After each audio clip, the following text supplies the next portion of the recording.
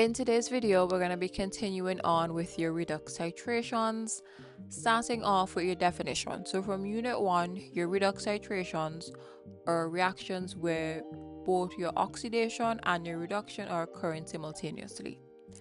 One reactant is oxidized, an increase in the oxidation number occurs. The other reactant is being reduced, a decrease in the oxidation number occurs. We're going to be looking at some examples of your redox titrations, but you should be familiar with a few, such as your potassium permanganate, your potassium dichromate, and they're typically used with some common reducing agents such as your iron 2 compounds, your tin 2 compounds, and of course your sodium thiosulfate. We're starting off with your very strong oxidizing agent, which is your potassium permanganate. So you're moving from an oxidation state of +7 to a +2. That lets you know that your manganese accepts 5 electrons. So this potassium permanganate is usually acidified with your sulfuric acid. It is important to note that hydrochloric acid is not used, and that is because your manganate ions are a stronger oxidizing agent than your hydrochloric acid.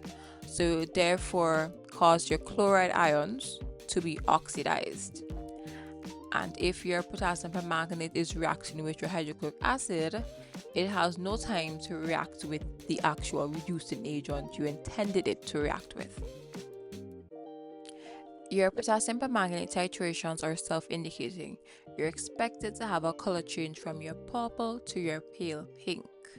Next up is your potassium dichromate titration. This is also self-indicating, and there's a color change of an orange to green. However, this color change is not a sudden color change, so it is usually reacted with your sodium diphenylamine sulfonate. So this is going to give you a more sharper endpoint detection, and that color change goes from your green to your purple. This example under your redox titration is looking at your sodium thiosulfate / your iodine titration. For those of you that utilize this titration in your last plan and design lab, this one should be much of a breeze. So your sodium thiosulfate is colorless and your iodine is brown. You expect that iodine solution will fade with this particular titration. However, the color change is not sharp at all. So similar to your potassium dichromate, you're gonna need an additional indicator.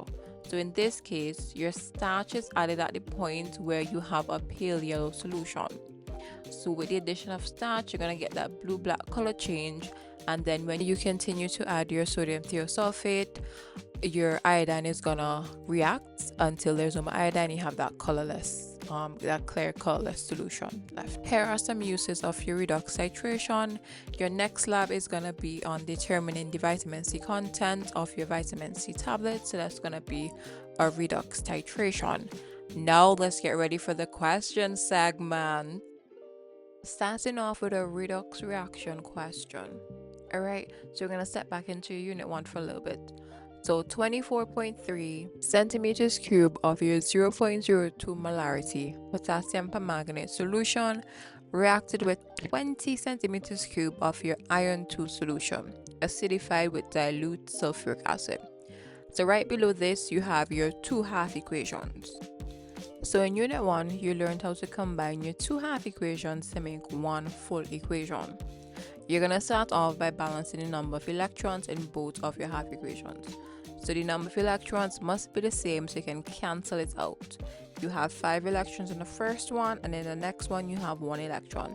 So you're times in your second half equation by 5, and your first and your permanganate half equation, you're just going to times it by 1, or it's just going to remain the same. Right? So when you're multiplying your half equations, you're multiplying everything by 5.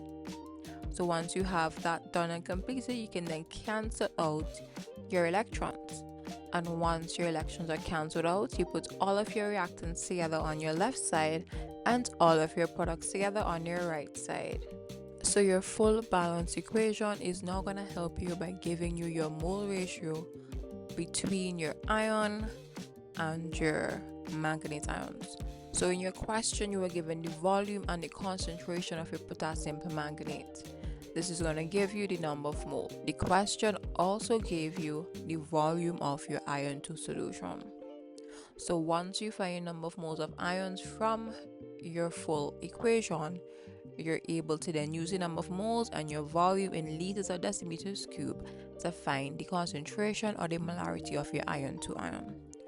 Additionally, the last question is asking you, how do you recognize the endpoint in this particular titration?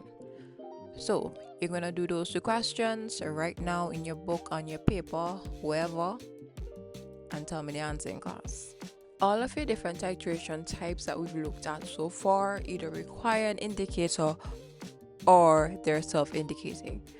Your last three types of titrations do not require an indicator at all. So you have your conductiometric titration. These are looking at the electrical conductivity of your solution. So you're looking at your ions and the conductivity or the conductance that they give off.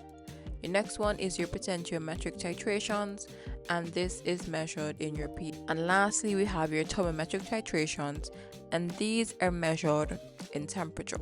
So you're going to have your exothermic and your endothermic.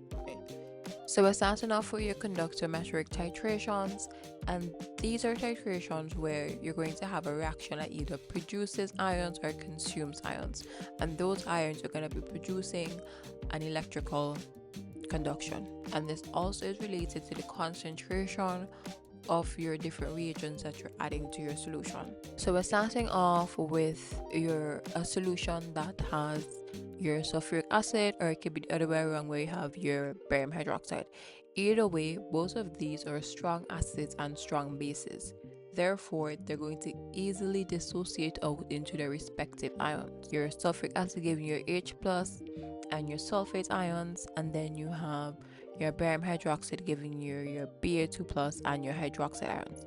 So let's say we have your sulfuric acid and it's added into a solution. So in your solution, you're going to have your H plus and a lot of sulfate ions. This is going to be increasing the electrical conductivity of that solution because of the presence of these ions. Let's say you were to add your barium hydroxide into this solution with your sulfuric acid. So instead of you now having a pool of ions that are going to continue to increase your conductivity, what happens is that the opposite charges of ions actually interact with each other.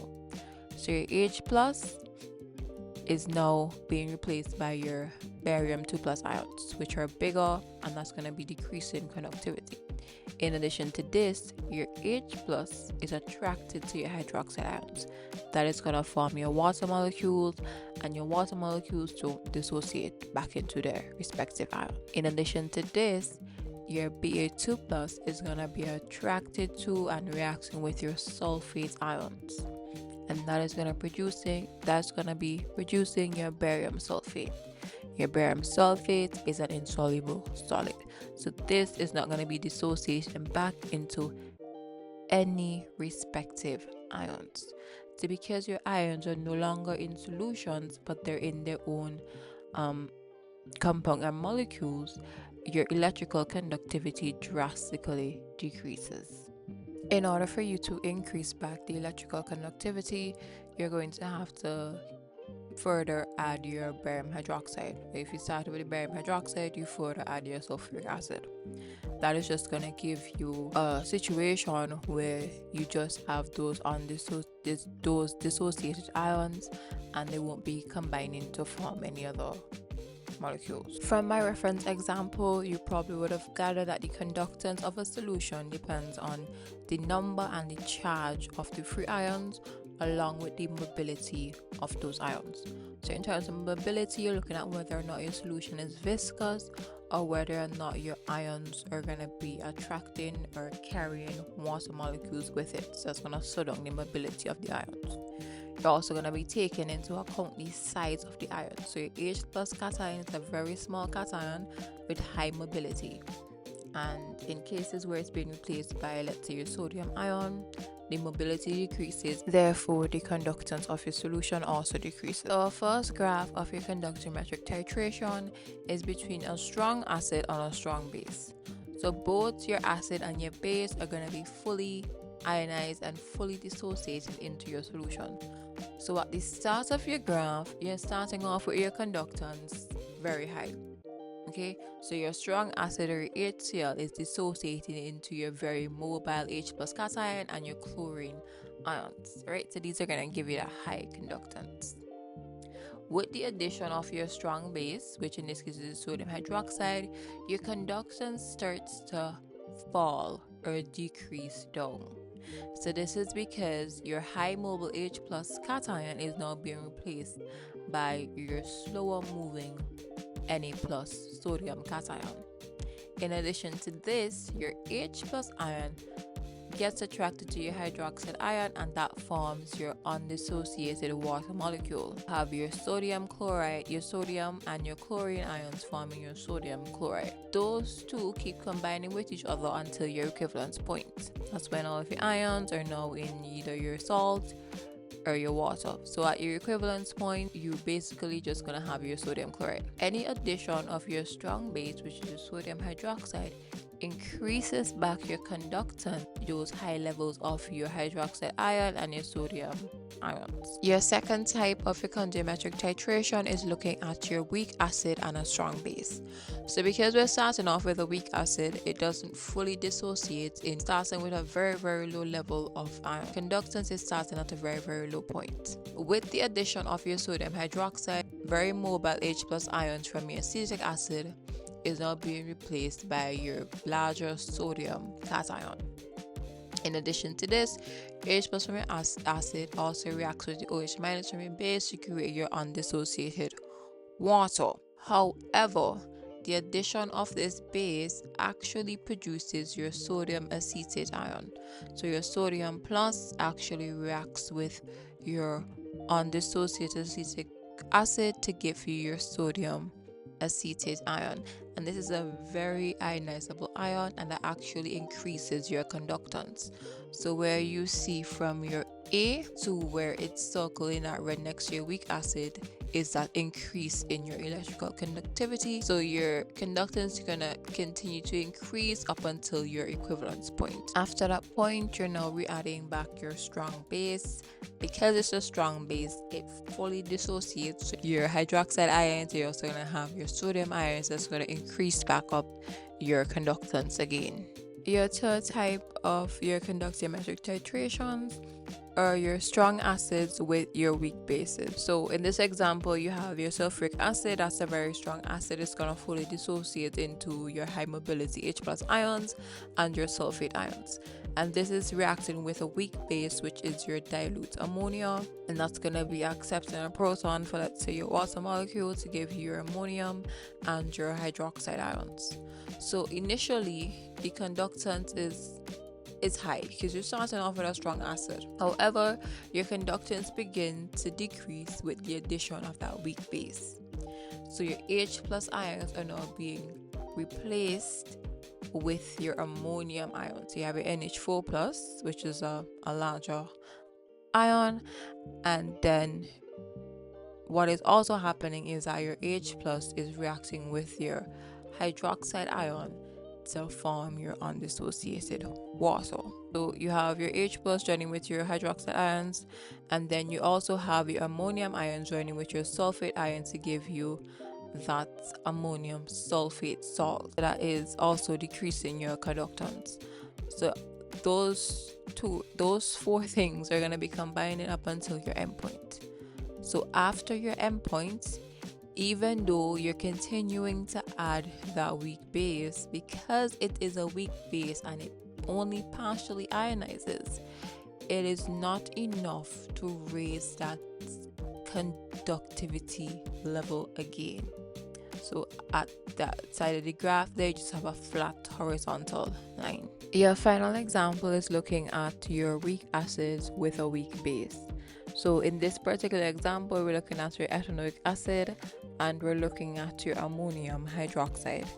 So starting off, your conductance is low because we're starting off with a weak acid and they are only partially dissociated out to give you some H plus ions and some of your acetate ion. On the addition of your weak base, which is your ammonium hydroxide, your conductance level actually decreases a little bit, and that is because your high mobility H plus ions from your acid are now being replaced by your ammonium or your NH4 plus ions, and then you're also going to have your H plus ions combining with your hydroxide ions to form that undissociated water.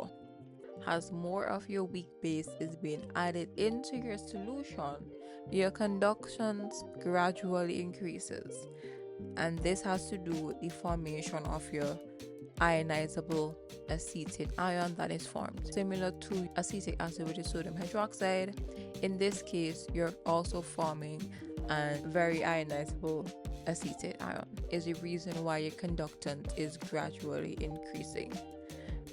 So it increases up until the equivalence point, and after that equivalence point, your conductance virtually remains the same. That is because you're adding a weak base. That weak base partially dissociates, so you don't have a high influx of ions, and these ions are not highly mobile. So there is not much conductivity occurring. Right.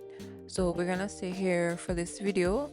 In our next class on Thursday, I will continue on with the other types of titration and maybe look at a few questions.